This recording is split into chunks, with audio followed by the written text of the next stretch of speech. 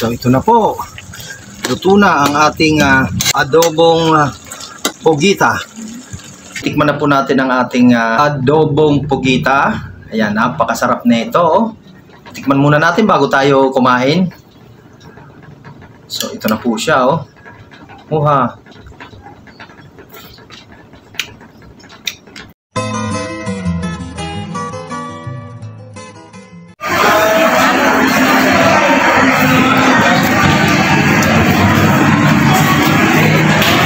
Kuya, dito nga. Kunyari pa, ano mo, patimbang.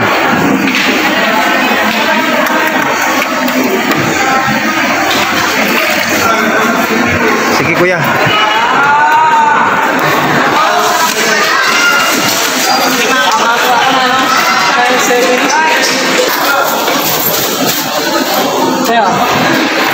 Okay, so good morning mga ka-Watch and Learn. So ngayong umaga po, samahan niyo po ako para po sa ating episode. So magluluto po tayo ng pugita. So iluluto po natin ang isang masarap na putahe ng pugita. So before anything else, please don't forget to subscribe my YouTube channel, Sere Abello. Hit the notification bell para updated po kayo sa mga video ng i-upload ko. Please don't skip my ads. So samahan niyo po ako. Iluluto po natin ang ating biniling pugita. Watch and learn. So, bali, ito na po ang ating nabiling pugita. Una po natin gagawin, tanggalan po muna natin siya ng kanyang mga laman loob sa... Ayan. So, tanggalin lang po natin ang mga nasa kanyang ulo.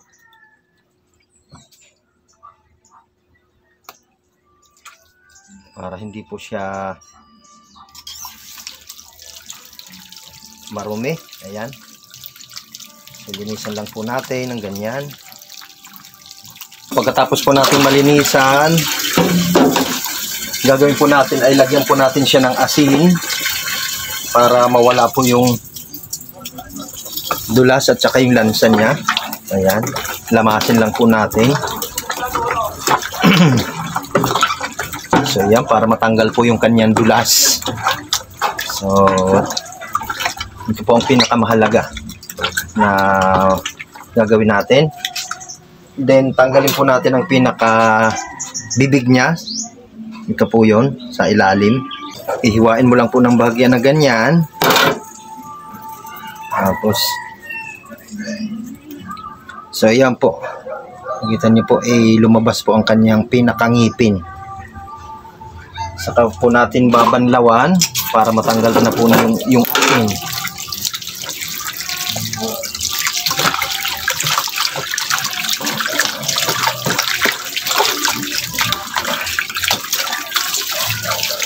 So, para mabawasan po ang kanyang lansa.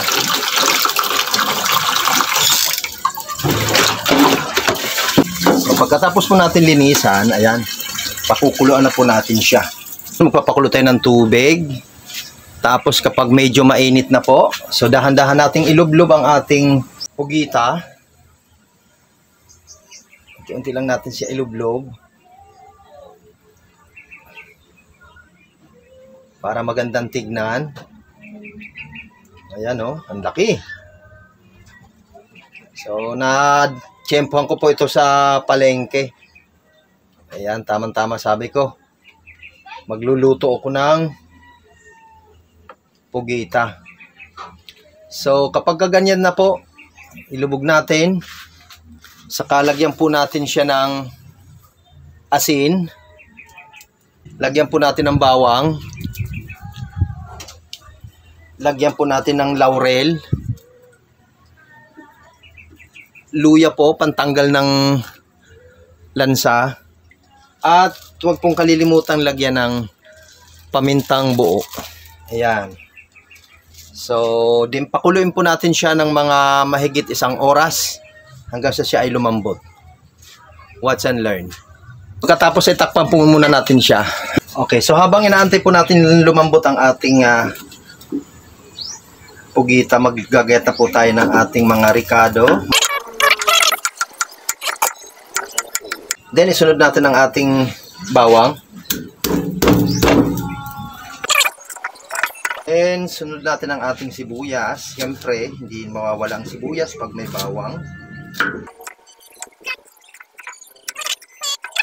Meron din po tayong malaking yung sibuyas po. Yung green onion. Ayan.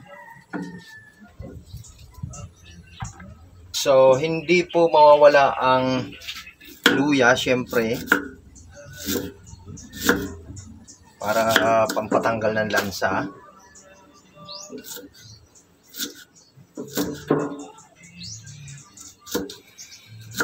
Ito na po, syempre meron din pong siling green at saka siling pula. So, yan.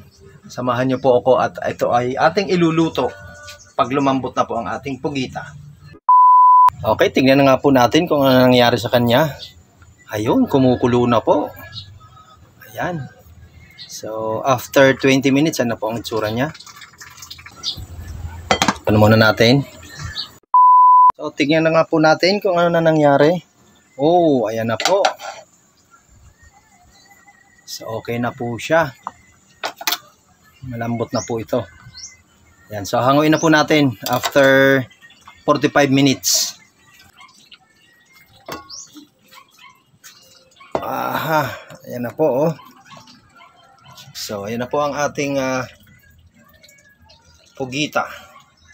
So, ayan po, ang gagawin naman po natin yan, ay gagayatin na po natin siya. Ayan. Ayon sa inyong kagustuhang gayat. Ayan, lumambot na po siya. So,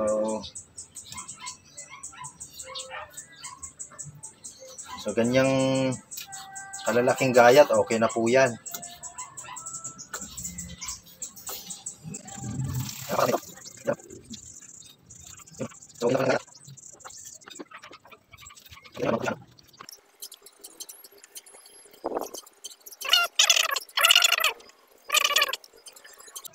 So, ito po yung pinakaulo niya.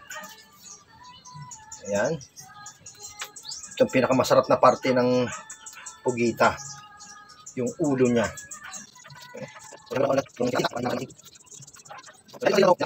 So, ito na po ang ating ginayat na pugita. Magluluto na tayo. Umpisa na natin ang pagluluto. Unahin muna natin ang bawang.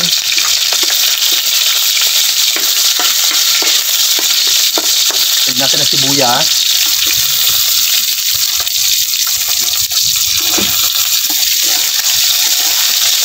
Sunod natin ang kamatis. Yan, ilagay na rin natin ang luya. Ang tanggal ng lansa.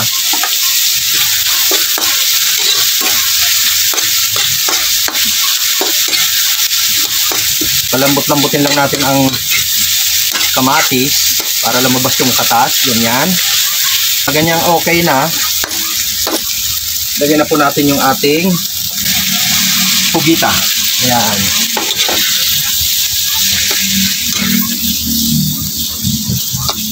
Haluin lang po natin. Oh, napakasarap nito.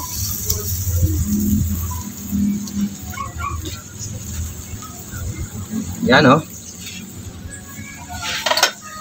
Then, lagyan natin muna ng kaunting toyo para manuot na ang lasa. At kaunting tubig. Yan. Then, hayaan muna natin siyang kumulo, mga kaibigan. So, nakalimutan pala natin lagyan ng bay laurel. Ayan, lagyan natin para bumango. Saka natin takpan. So, ayan, tingnan na natin kung ano nangyari sa kanya. Wow, ayan na po. Ayan na, oh. Uha! Napakasarap na nito. Lapit na siyang maluto. So, lagyan po natin ngayon ng suka. Ayan, kaunting suka. Saka ilagay na po natin ang ating ayan, sili. Siling pula. At of course yung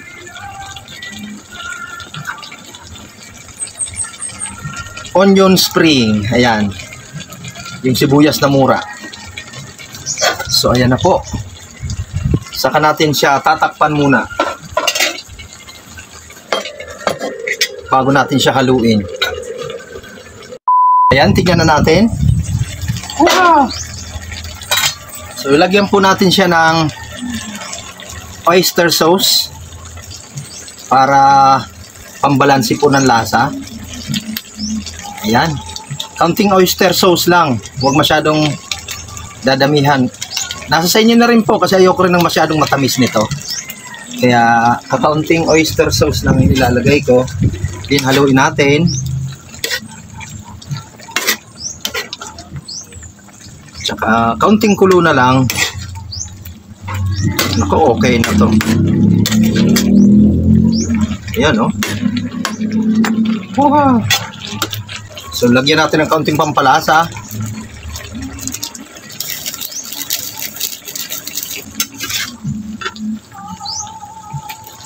Ayan, oh. Ayun, oh. Wow.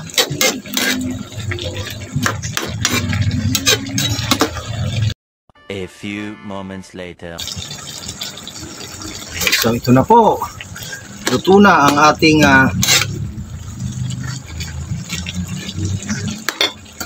adobong pogita.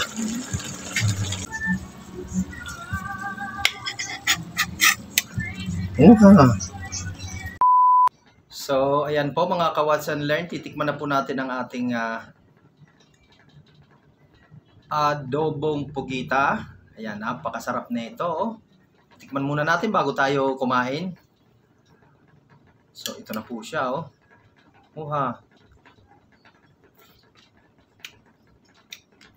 Wow, tamang-tamang lambot. Oh.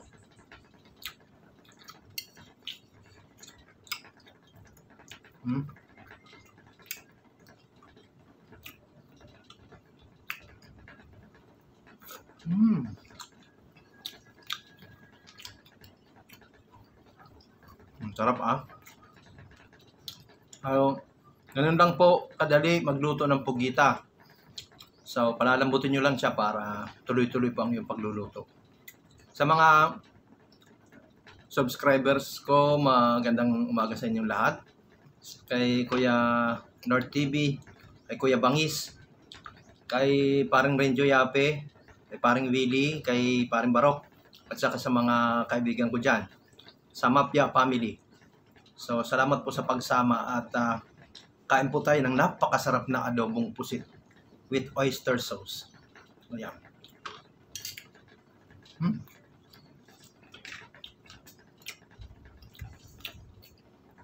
Masarap din itong pampulutan. So, maraming salamat po sa pagsama. Hanggang dito na lang po ang aking vlog. Huwag na huwag pong kalilimutang hit na notification bell para updated po kayo sa mga video ng i-upload ko po.